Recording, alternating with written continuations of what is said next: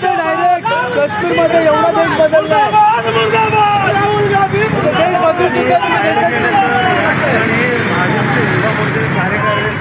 देखील आहेत त्या ठिकाणी न्यायालयीन लढाई दरवेळी तिकडे भारताचा अपमान करायचा प्रयत्न करता येईल.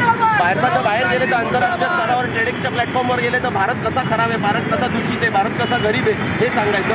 आंतरराष्ट्रीय लोक भारतात आले तर भारत कसा खराब आहे तिकडे कपडे काढून दाखवायचा, पंतप्रधानांचा उगाच विरोध करायचा आणि जागतिक स्तरावर भारतला कसं बदनाम करता येईल याचा पूर्ण पुढाकार घेतलेला आहे. आणि ह्याच्याबद्दल आम्ही ठाण्यामध्ये आमच्या पावनभूमीवर त्यांचा निषेध केलेला आहे, त्यांचा काळे झेंडे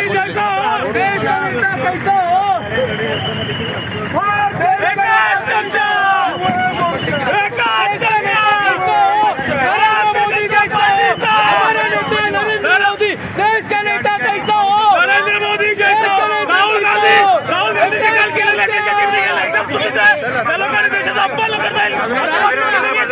राष्ट्रपती विदाउट सिक्युरिटी फिरतो म्हणजे आपला देश किती बनवला, देश किती पुढे गेलाय हे सगळे. चला आतमध्ये घ्या, चला आतमध्ये बसा, चला. भारतीय जनता पार्टीचा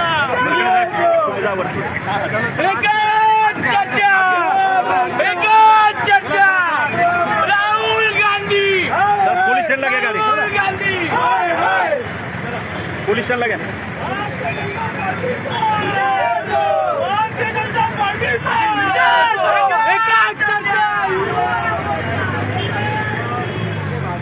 सगळी दृश्य आपण पाहतोय.